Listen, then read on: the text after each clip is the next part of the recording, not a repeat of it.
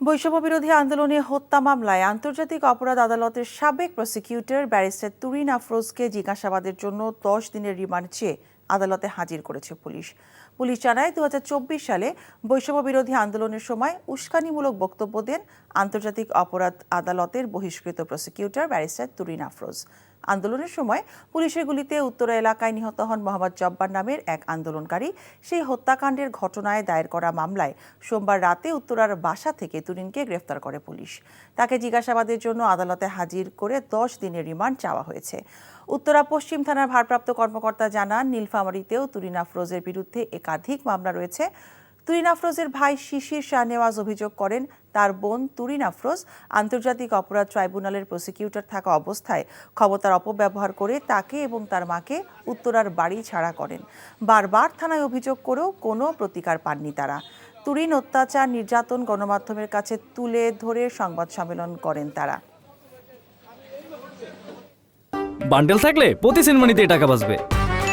বিকাশ send money bundle কিনে জিতুন প্রতি লেনদেনে।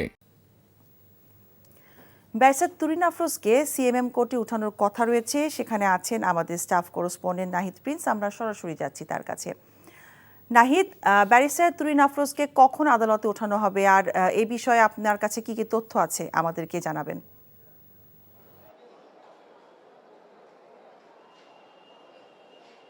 মিতা, তুরিন আফরোজকে বেলা 1টার দিকে আদালতে আনা হয়েছে।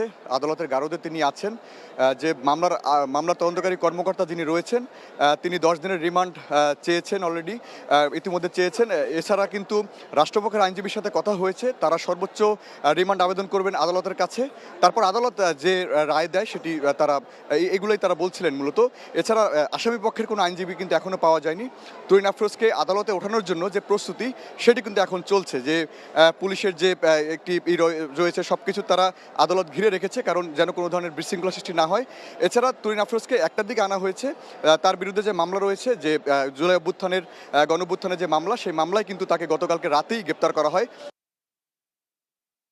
সময় কোনো ধরনের বিশৃঙ্খলার বিষয় তার এখান থেকে ছড়িয়েছিল কিনা সেই বিষয় মূলত তারা বলছিলেন যে এই বিষয়ে তদন্ত করার জন্যই মূলত তার রিমান্ড আবেদন 10 দিন চাওয়া হয়েছে। তো রুবিন, ব্যারিস্টার তুরিন আফরোজকে কিন্তু কিছুক্ষণের মধ্যেই কোর্টে তোলা হবে, 5 নম্বর কোর্টে তোলা হবে। তারপর হয়তো জানা যাবে যে কতদিনের রিমান্ড আবেদন, কতদিন রিমান্ড মঞ্জুর করে আদালত। এছাড়া তার বিরুদ্ধে কিন্তু তার মাকে জামাতের রোকন হিসাবে দাবি করে তার মাকে বাড়ি ছাড়া করেছিলেন সেই তুরিন আফরোজ। সেই বাসা থেকেই তাকে গতকালকে গ্রেপ্তার করা হয়। তার মাকে 8 বছর তার বাসার বাইরে রাখে, নানান অভিযোগ তার বিষয় রয়েছে। তিনি গোলাম আজম, নিজামী, মুজাহিদ এবং এছাড়া সালাউদ্দিন কাদের চৌধুরীর যে মামলার ছিল, তিনি সেই মামলার বিরুদ্ধে লড়েছেন। তিনি তাদের যে মিথ্যে মামলার বিষয়, তিনি বহুত মানুষকে তিনি যুদ্ধাপরাধী বানিয়ে তারপর তিনি মামলা করেছেন, ক্ষমতার অপব্যবহার করে নানান মামলা তিনি করেছেন। তার বিরুদ্ধে কিন্তু নীলফামারীতে একটি মামলা রয়েছে। তো নানান বিষয় কিন্তু গতকালকে পুলিশ যেটি বলেছিলেন যে তাকে নজরদারিতে রাখা হয়েছিল, এরপরে তাকে গ্রেপ্তার করা হয়। এছাড়া তুরিন আফরোজের ভাই যেটি আমাদেরকে বলেছিলেন যে তার ভাইকে সৎ ভাই বানিয়ে তার ভাইকে আদালতের বারান্দায় তার ভাইকে সেই ছোটাছুটি করানো থেকে শুরু করে তার মাকে সৎ মা হিসেবে তার বাড়ি ছাড়া করা হয়। তার বাবা যেদিন মারা যায়, তুরিন আফরোজের বাবা যেদিন মারা যায়, সেই মারা যাওয়ার 18 দিনের মাথায় তার মাকে বাসা থেকে বের করে দেন তুরিন আফরোজ, শুধু এই বাড়ি দখলের জন্য। এবং সেই যে তিনি বাড়িতে যে অপকর্মগুলো করতেন, সে অপকর্ম তার মা সাক্ষী ছিলেন, এই সুবাদে তার মাকে বাসা থেকে বের করে যে অপকর্মগুলো করতেন সে অপকর্ম তার মা সাক্ষী ছিলেন, এই সুবাদে তার মাকে বাসা থেকে বের করে দেওয়া হয়। এমন নানান অভিযোগ তুরিন আফরোজের বিষয়ে বলছিলেন, দাবি করছিলেন তার ভাই। তো কোর্ট প্রাঙ্গণে এখন প্রস্তুতি চলছে তাকে ওঠানোর। তো এই ছিল আমার কাছে কোর্ট প্রাঙ্গণ থেকে সর্বশেষ।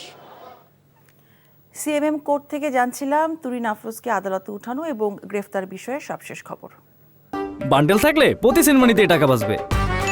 বিকাশ সেনমানি বান্ডেল কিনে জিতুন প্রতি লেনদেনে।